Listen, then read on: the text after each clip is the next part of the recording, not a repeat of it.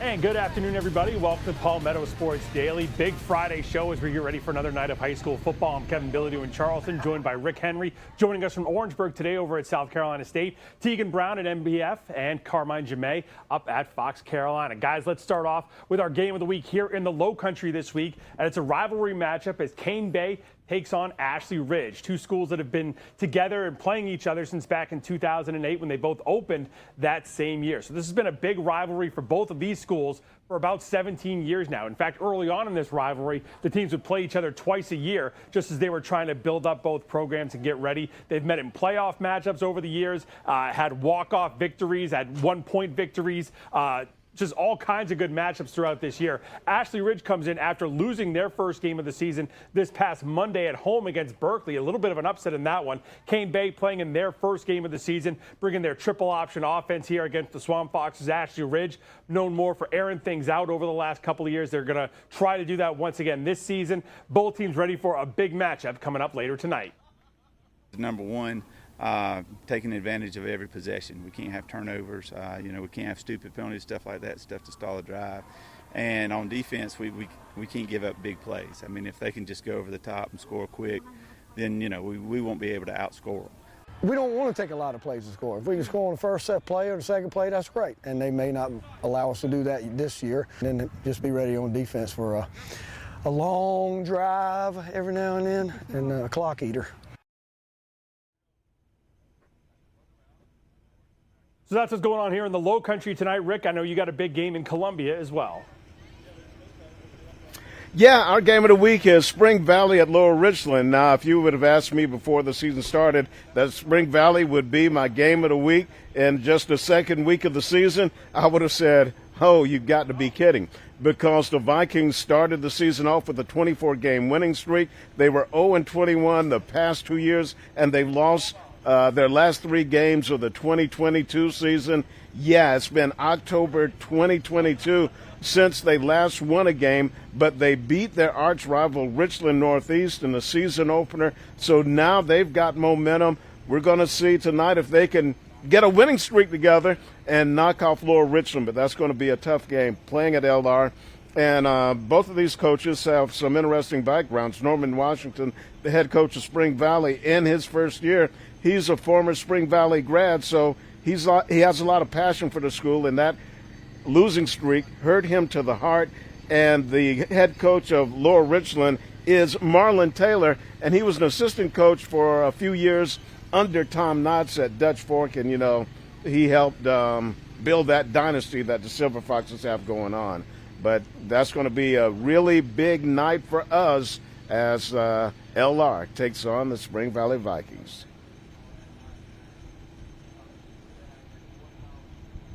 It's all about Carolina Forest, Hartsville. Both of these teams are playing their first games of the season. They did not play in week 0, so they're going to play at Carolina Forest.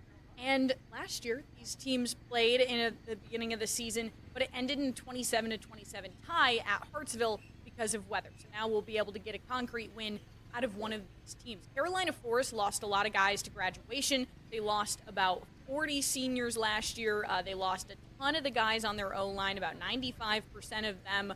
So they've had to rebuild. Their QB this year was last year's backup, Cameron Long, so he got some good playing time last year. As for Hartsville, they always tend to be a pretty physical team.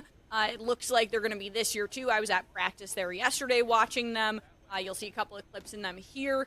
But, yeah, they bring back about 6 starters on their offensive starting lineup, and then they lost 7 guys on their defensive starting line. But it should be a good game, according to both coaches.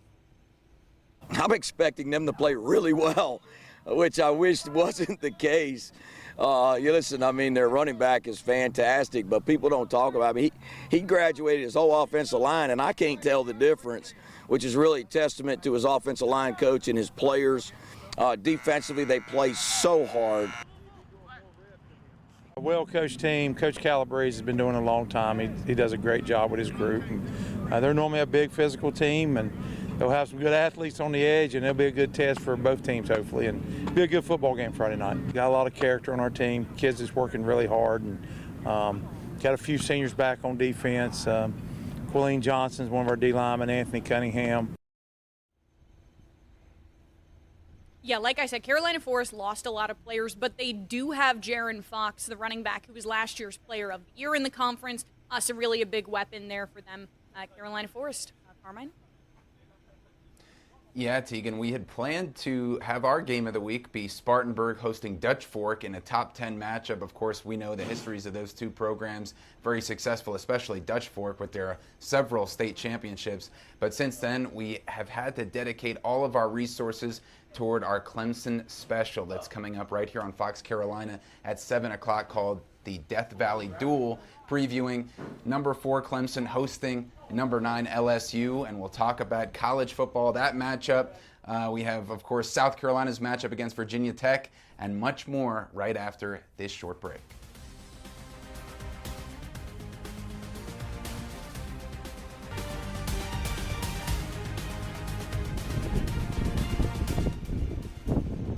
Welcome back in to Palmetto Sports Daily, and we're trying to get Rick Henry's camera figured out. Maybe everything's out of whack, guys, because the Gamecocks football team opens up their season on Sunday, so that might be just throwing all the cameras off in the entire universe because, of course, college football is meant to be played on Saturdays, and that's why the Clemson Tigers are hosting LSU right here on Saturday in the upstate, 7:30, a top 10 Tigers matchup.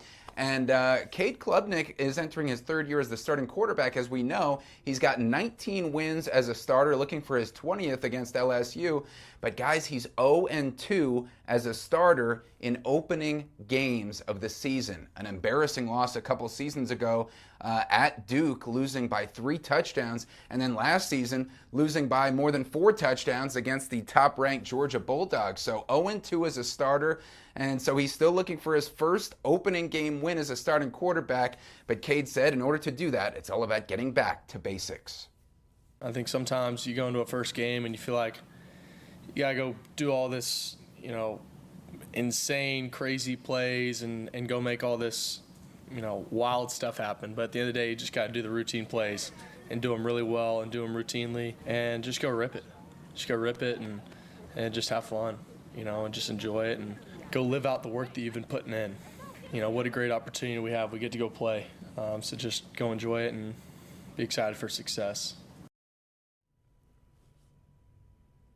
And Cade Klubnik, guys, was definitely excited for success in these big games. He's won 2 ACC championships, including last year, and was one of the few reasons why Clemson was even competitive against Texas in that college football playoff game in his hometown of Austin, Texas. But, Kevin, this is not the only storyline coming out of Clemson football right now. No, Carmine, and really the big one that came out yesterday was the suspension of LSU starting safety A.J. Halsey. Now, this move came down because Halsey is a transfer. He played at Houston last year, and in the last game of Houston's season, their bowl matchup, he got ejected from the game for fighting, an unsportsmanlike conduct. So that carries an automatic suspension for 1/2 of the next game you play, whether it's the next week or it's the next season. Halsey would obviously transfer to LSU, and really everybody forgot about the fact that he was going to have to be transferred because of that suspension until the NCAA supposedly, according to reports, got a call from Clemson's administration saying, hey, remember this guy got ejected from his last bowl game, so he's not going to be able to play in the first half of that game coming up against us this weekend. NCAA looked into it. They told LSU, yes, he does have to be suspended, and so he will not play in that first half of the game against Clemson coming up on Saturday, which begs the question, I'll throw it to you first, Rick, is Dabo Swinney a rat, or was this the right thing for Clemson to do?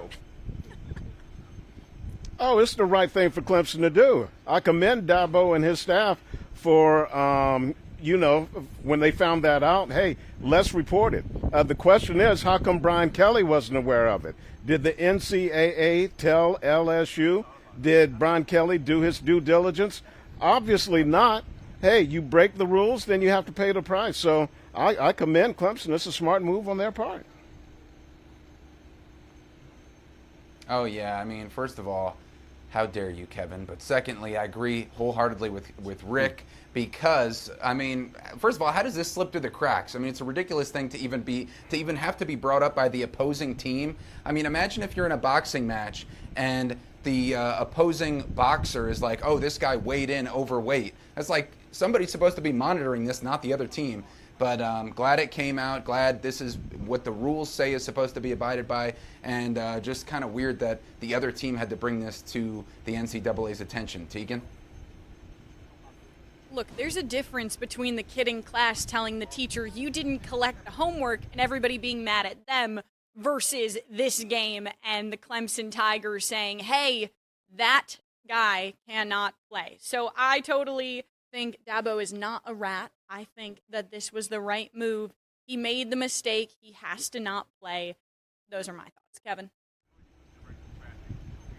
There is the old saying that snitches get stitches, and it's something that obviously nobody at Clemson is worried about going into this one. I do agree with you. This is 100% the right move. They have no reason to worry about what anyone at LSU thinks about them for calling this in. This is about doing what's best for Clemson, and even though it's just the first half, he's a big part of their secondary. So with Clemson's new wide receiver core, Cade Klubnik could be throwing it all over the field in that first half, and it might not even matter once the kid gets into the second half if they build up a big enough lead.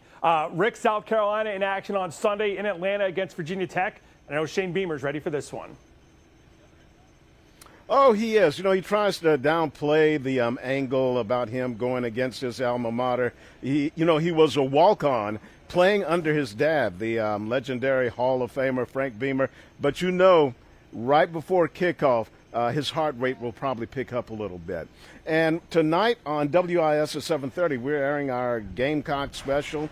We're calling it Unfinished Business because Carolina feels they have some business to finish after going 9-4 last year, coming within a whisker of making the playoff. And here's part of my one-on-one interview with Coach Beamer. Well, Shane, do you have a theme for this season, a message you're going to hammer home every week? Really for us, it goes back when we came back in January. The whole mantra for our guys was farther, just taking things farther in 25. Really proud of what we did in 24, had a lot of success, but no one's satisfied with what we did in 24. There's a great hunger to be even better and therefore take things farther this season on and off the field, and that's really what we're hanging our hat on right now. Lenore Sellers will win the Heisman because he continues to evolve and grow as a quarterback and is even better this season than he was last year, which he should be with experience. And then we protect him better, and then the players around him, the skill positions, everybody does their part, and we win a lot of football games because you don't see many guys in New York that are on bad teams. So we need to play good football and be great around him. Yeah, this is probably the most highly anticipated season the Gamecocks have had since Steve Spurrier put together those 3 consecutive 11-2 seasons. Tegan? Yeah, an exciting opener for South Carolina there. Coastal Carolina also opening the season against a Power 4 opponent. Coastal will be on the road at Virginia, taking on the Cavs, who they faced last year here in Conway. We've talked a little bit about the quarterback situation for Coastal, and it doesn't really seem like we'll have a concrete answer on who exactly the starter is. However, head coach Tim Beck did say earlier this week that MJ Morris, the Maryland transfer, will probably get the first few snaps in the game. But then Beck said that we might just see all 3 quarterbacks throughout the game, and that's the JUCO guy, Samari Collier, Tad Hudson, and then, of course, MJ Morris. But Tim Beck also says it's really hard to prepare for the first game of the season. It's hard to tell, and you have to be ready for that. So it's hard to prepare for. It's always hard to prepare for the first game because you never really know. You don't even know what your own team's going to be. You watch them practice, and it's all good until they're out there on their own in front of 50 or 60,000, and then they got to do it. And you see who can handle it and who can't. Yeah, and both teams have a new quarterback, of course, Chandler Morris for Virginia, who has spent some time at 3 other programs, including TCU with the championship game a few years ago. We're going to take a quick break here on Palmetto Sports Daily. We'll be right back on the other side.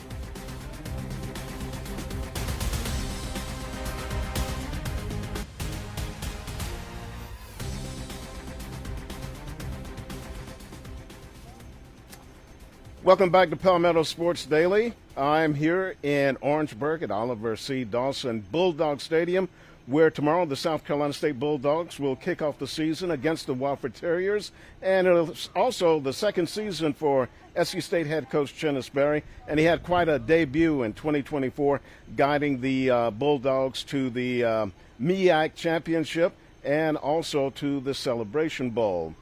Now, here in year 2, Coach Berry has a big challenge. 44 new players on the roster. And last weekend I had an opportunity to talk to the coach about what he is looking for this season.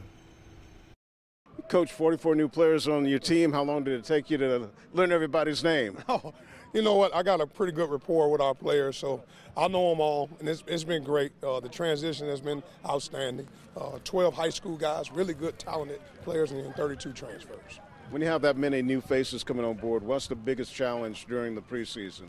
Just coming together as one. You know, one of our philosophies is buy-in. You know, that's believe, unite, yield, invest, and now. No opportunity wasting. We got to be able to buy into each other. And then at the end of the day, the young men have understood our culture and what we're all about on and off the field. And so far, so good, man. The mission doesn't change. Try to go 1-0 every day. And I think our young men have bought into that.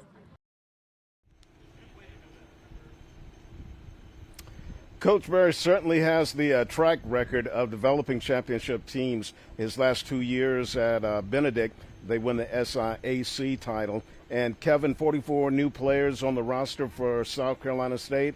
Can they repeat as MEAC champs? Well, they can. I mean, we just don't know enough about these guys yet. And I think the interesting thing is how important coaching becomes now, because now not just the coaching, but recruiting as well, because it's all going to matter if Chettis Berry can get the guys in there that fit his system and fits the way he wants to play going forward to lead these guys to another MEAC championship. The thing I'm most curious about, how many acronyms are in that season-long saying they've got? It's like buy in, and then he takes the N and makes another acronym, and I think there's another one after the W. It's one of the best things I've ever seen. It's the most creative one I've ever seen, Rick. You need about 2 business days to get through all of the coach's acronyms there, because I remember when he did that at the press conference. It was like one part, then another part. But he is one of the most entertaining and enjoyable coaches that I have ever worked with, and he gets results. So I think he can do it. I think they'll be right in the hunt for another MEAC title. Carmine, SU State is playing Wofford. How are the Terriers looking here? Yeah, I know, Rick. It's a matchup between schools from our 2 areas, but we're still friends. I don't know how your update is with the Swifties and the Henrys, but as far as the Carmines and the Ricks, we're all good. But let's get to Wofford real quick. And their head coach, Sean Watson, guys, if we can take this video here of Coach Watson doing his thing. Built off just 2 wins in his first year to win 5 games last year. The Terriers now trying to prove their bark is not worse than their bite, starting against another dog we just talked about, the Bulldogs from South Carolina State. And as Rick mentioned, they were the top dogs in their conference last season. Here's Wofford on the in-state dogfight to start. I don't care what it is in the state of South Carolina, whoever gets together, wherever the matchup is, it's always on because there's a lot of state pride. So, you know, the kids, by and large, know each other, especially the in-state kids, but then even the out-of-state kids. They've competed against each other, know one another. They've been high school teammates.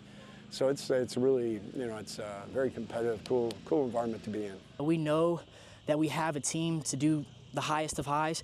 So the urgency there is keeping everybody disciplined to maintain the motive and keep the same goal.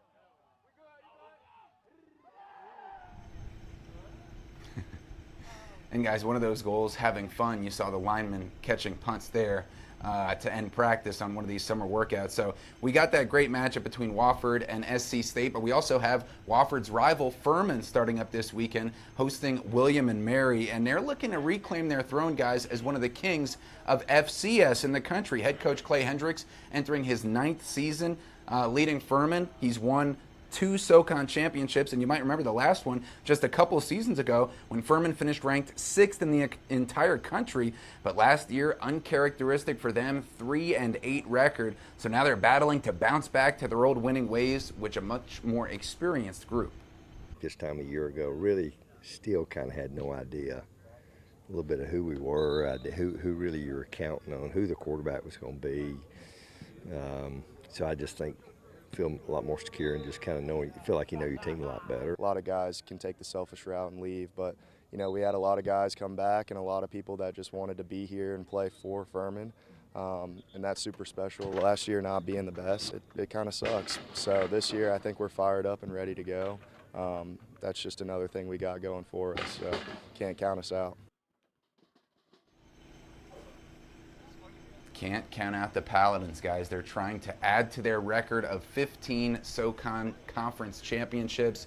And we'll add to our record with a final closing remark right after this.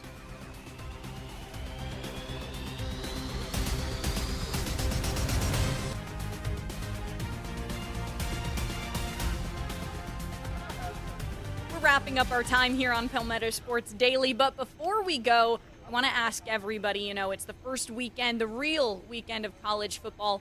Who is your lock this weekend? Who are you taking to win? Kevin, we'll start with you. Well, first off, I resent the fact that Farmageddon doesn't count as a real weekend from last week. But I'm going to stick here in the Low Country and take North Dakota State beating the Citadel. The Bulldogs come into this one without their starting quarterback, without their starting running back, and they're going up against the FCS national champions and the #1 team in the country. So I'm going to take the Citadel to lose at home coming up tomorrow afternoon. Carmine. Yeah, I'm going to have to go with Clemson, guys. I know that probably will be a closely contested ball game, but I'm seeing that as either a touchdown or a 10-point win for the Tigers. Just all that returning talent for Clemson, 16 out of 22 starters. I think the wide receivers and Cade Klubnik dice everybody up, so I'm picking Clemson to win. Rick? Gamecocks over Virginia Tech. The Gamecocks think it's going to be more like a home game for them because it's a short trip from Columbia to Atlanta, and I think it will be. All right, that's going to wrap it up for this edition of Palmetto. Oh, I'm sorry, Tegan. All right, really quick, I'm going Syracuse over Tennessee. I already saw Joey Aguilar lost once last year to Coastal. I need to see him lose again. That's fine.